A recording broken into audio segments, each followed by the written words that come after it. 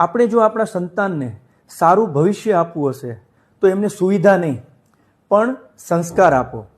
જોકે બધા આ ઉપર ધ્યાન આપતા જ હોય છે, પણ ઘણી જગ્યાએ મેં એવું જોયેલું છે કે અમુક પિતા એવું વિચારતા હોય છે કે જે મને ન મળ્યું એ હું મારા સંતાનને આપું.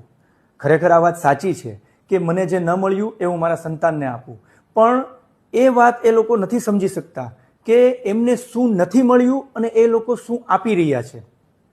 હવે વાત મુદ્દાની અહીં જ આવે છે કે એ લોકો એવું વિચારે છે કે મને પોકેટ મની નહોતી મળી તો હું મારા સંતાનને વધુમાં વધુ પોકેટ મની આપું, જેથી કરીને એ માન મોભાથી જીવી શકે અને સારામાં સારો ખર્ચો કરે, સારામાં સારી વસ્તુ લે, સારામાં સારી વસ્તુ ખાઈ શકે.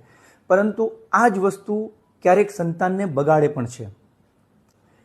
એના જગ્યાએ જો આપણે એવું વિચારીએ કે મને મારા પપ્પાની ફાઇનાન્શિયલ પોઝિશનને કારણે જે મને સારામાં સારું એજ્યુકેશન નહોતું મળ્યું તો એ હું મારા સંતાનને આપું.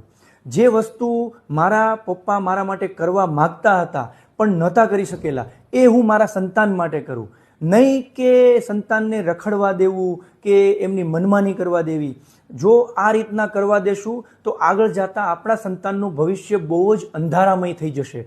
એટલા માટે જ આપણે એ વ્યાખ્યાને સમજવી પડશે કે જે મને નથી મળ્યું એ હું મારા સંતાનને આપું, પણ શું નથી મળ્યું અને શું આપી રહ્યા છો આ બંને વચ્ચેનો ભેદભાવ જે છે અને જે ફરક છે એ સમજી અને આપણા સંતાનના સંસ્કારનું સિંચન કરવાનું છે.